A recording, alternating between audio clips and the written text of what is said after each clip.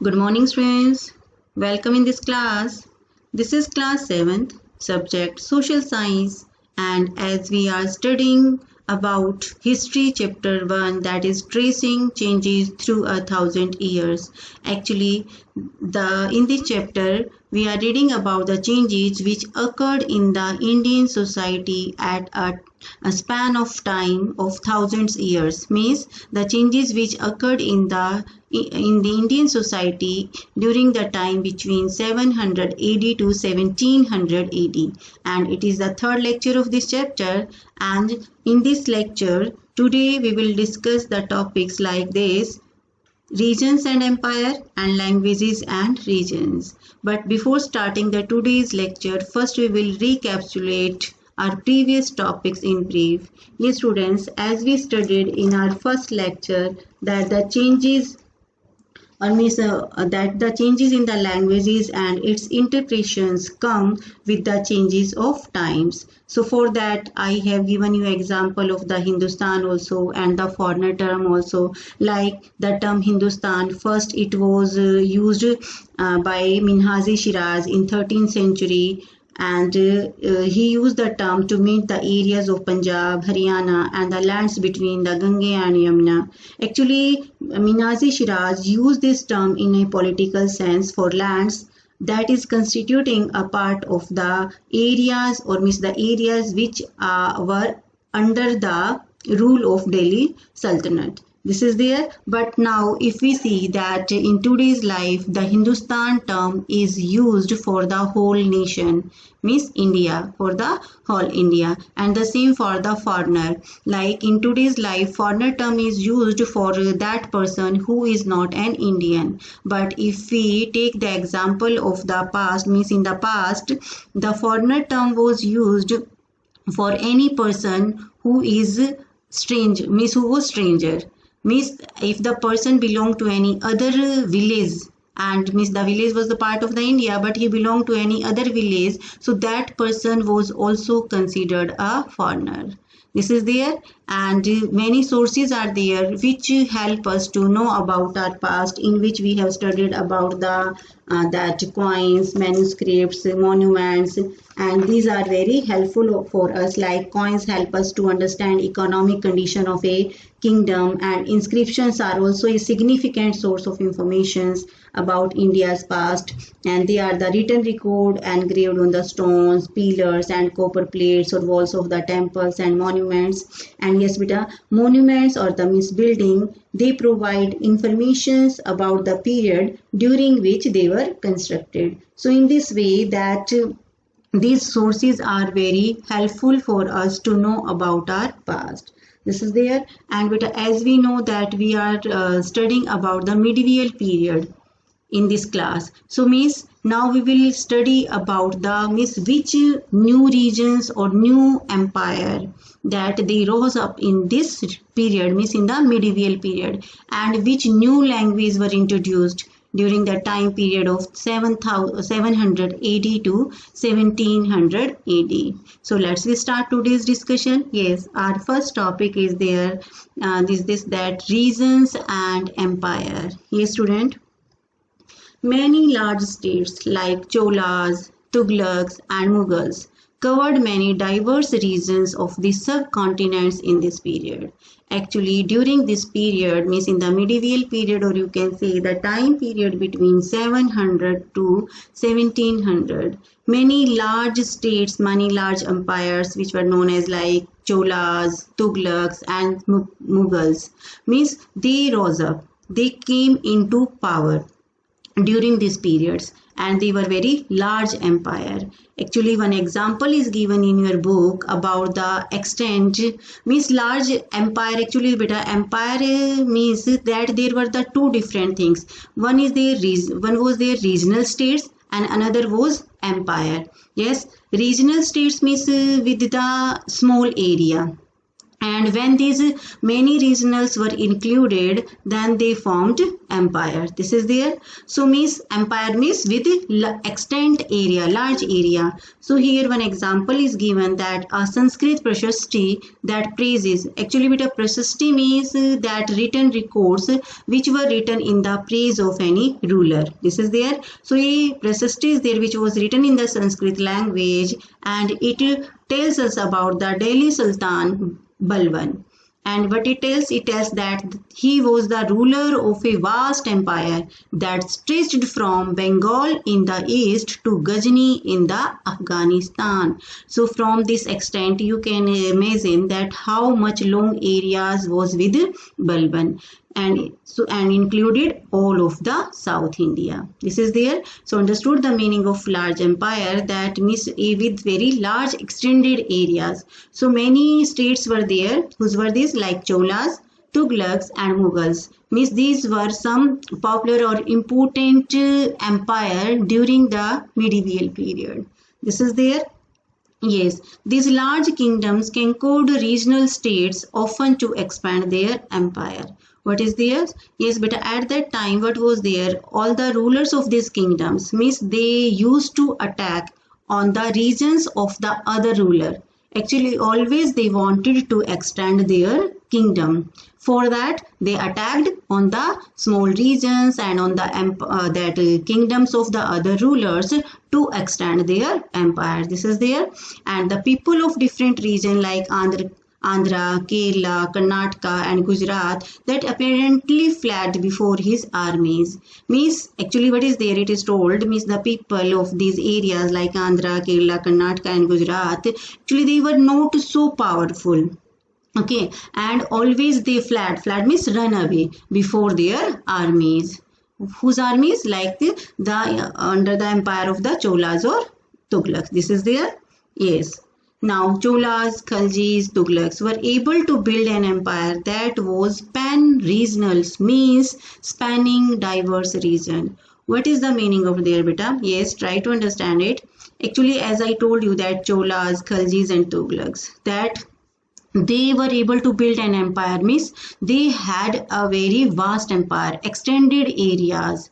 And for that means when an area was extended, it means many small regions, small states, or you can say small regions or areas were included, and in which the people, those means the people who were living, they followed different culture, spoke different languages and different clothing style and different food. This is there. So when all these regional states or all these small that region states, when they came under an empire, so in this way they you can say that they shared, means it's at that time a chance of sharing of different traditions in the term of like their culture, their language, means it was brightened. So means at that time means it was the combinations of different culture, different religions, different languages under any means one empire. This is there. That is the meaning of pan-regionals. Not all these empires were equally stable or successful. Means out of these like Cholas, Khaljis and Tughlaqs, means they were strong, you can say, but all these empires were not equally stable and means some declined early. This is there. And in which it is given about the Mughal Empire, means Mughal Empire that it declined in the 18th centuries. This is there. So understood about the, yes beta, pan-regional states. Again I am telling, listen the meaning. Pan-regional, actually pan-regional rule applies to the trend of extending the empire to the region beyond one on state. This is there.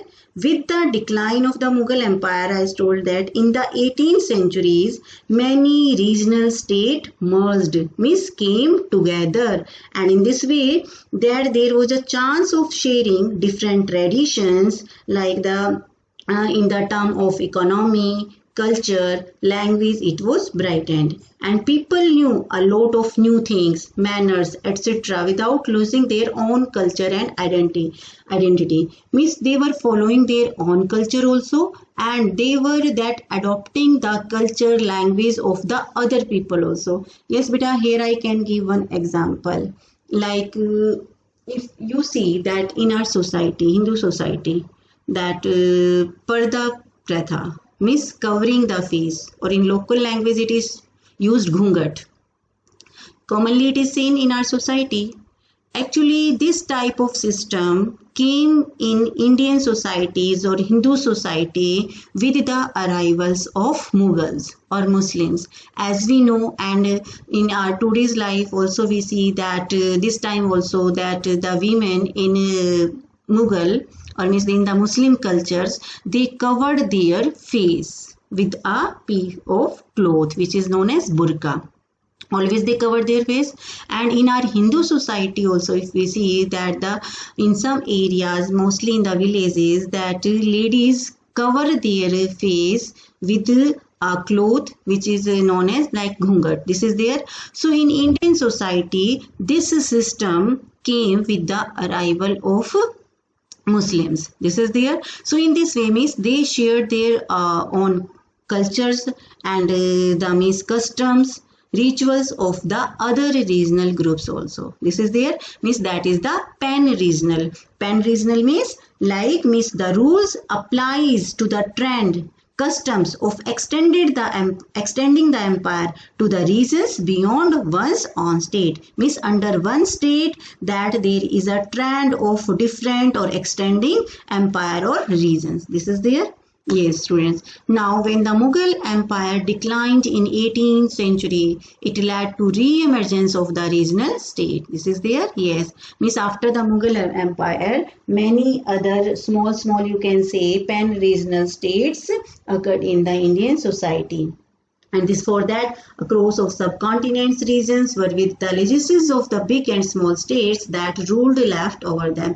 Actually, as I told that Mughal Empire, Tughlaq Empire, Chola's Empire, they were very strong and they had a vast empire. But after the decline, means when the Mughal period declined, Mughal Empire declined. So after that in Indian continent, or you can say subcontinent, that there was a combinations of big and small, both type of, means at that time small regional states were also there and some big empires were also there. This was there. Understood? Yes. Now we will discuss about the languages and regions, means which new languages that were introduced during this period and in different regions. As we know beta, this time also different languages are spoken in different areas. So at that time also it was there, means many different languages were spoken in different areas. And which were these languages? Now we will discuss about it. Like in 1318, the poet Amir Khusrau, that he noted that there was a different language in every region of this land. Understood about it? Means different languages were spoken in different areas or different regions. And here some examples are given like Sindhi, Lahori, Kashmiri. These were the languages which were spoken in the southern Karnataka. Yes, Gujari, that language was spoken in Gujarat, Malbari in Tamil Nadu, and Gaure in Bengali. So in this way we can say that in different parts of the India, different languages were spoken during the medieval time or the time period between 700 AD to 1700 AD. This is there. Yes. Now we will talk about Sanskrit. If we talk about the Sanskrit, actually Sanskrit did not belong to any particular regions. As we studied that the different languages were spoken in different particular areas, like Gujarati was the language in particular area of Gujarat, belong to a particular area of Gujarat. This is there. But if we talk about the Sanskrit, Sanskrit did not belong to any particular region. Okay, and it was an old language also, and it was not spoken by the common people, and only you can say the Pandits and the Brahmins, they knew about only this language. This is there. So understood about it. Sanskrit means considered as the old language. This is there. Yes, students. Now the conclusion of this topics is there that by 700 many regions already possessed different geographical dimensions and their own language, and their cultural characteristics. This is there. Means if we say that about 700, around 700 regions were there, and in which different they have their different geographical identity or geographical dimensions, and they had their own different language, they follow different culture and customs. This is there. And these regions felt the impact of the larger pan-regions forces of integration without ever quite losing distinctiveness. This is there. Already we have discussed about it. It means this region felt the impact of actually on each other region, means on every regions, that there was the impact of the other regions culture, their language, means impact of on every aspect of life with other regions. This is there. And but after that there is a combination, or you can say integrations, unity, combinations of, means they were following their own culture also, and they were adopting the cultures of the other also, means there is a mixture of the all cultures of the different regions. This is there. Yes students, so in this way our today's lecture is completed, and tomorrow we will discuss about the new and old religions of this time periods and thinking about time and historical period. So now note down your homework. So first question is there, what does the term pan-regional empire means? This I told you during explanation. Yes, what do you mean by Jati Panchayat? In our previous lecture we have discussed about it, Jati Panchayat. What were the new groups of people to be prominent in this age? And what was the stretch of Delhi Sultan, that is Ghiyasuddin Balban's empire? Understood friends? Now, means the answers of this question you have to do in your fair notebook, and if you face any problems, so the solutions or the answer of these questions we will discuss in our next lecture. Now, we will discuss the solutions of our previous lecture, means lecture 2, in which the first question was there, in what ways has the meaning of term Hindustan changed over the centuries? In the starting of the today's lecture also we will discuss about in brief that it has been observed that the language and its interpretations change with change of time. Yes, the term Hindustan was used for the first time by Minaz-e-Shiraz in 13th century, and he was a Persian chronicler. This is there. He used the term to mean the areas of Punjab, Haryana and the land between Ganga and Yamuna. It was used this term in a political sense for lands consisting a part of dominions of the Delhi Sultan, and through the term shifted with the extent part of Sultanate, but it never included south part. Later in 16th centuries, Babur, while using this term, meant the geography, the fauna and the culture of inhabitants of the subcontinent. And a 14th century poet, Amir Khusrau, also used the term Hind almost in the same sense. So the remarkable point is that while the idea in geographical and cultural entity like India did exist, the term Hindustan not carry the political and national meaning that we associate with it today. Means in today's life we don't take that political or geographical meaning of Hindustan. Now Hindustan term is used for the whole nation India. Next question, how were the affairs of the Jatis regulated? Yes, Jatis were subcaste which were grouped on the basis of economic and social status. They were ranked as per their backgrounds and their occupations.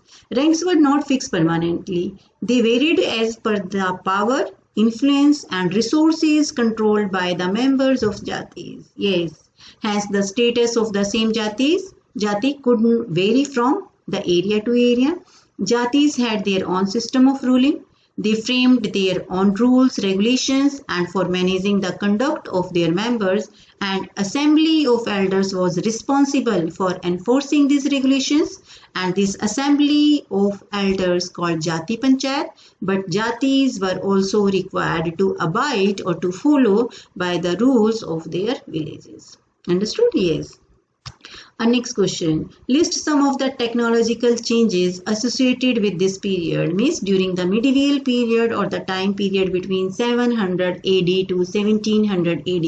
The technological changes which occurred during this time were like the invention for the use of Persian wheel, which was used in irrigation, and the use of spinning wheel. It is used for weaving, and the use of firearms in combat. These were some technological changes which occurred in this period. Yes, students, in this way our today's lecture is completed. Tomorrow we will meet again with our next lecture. Thank you.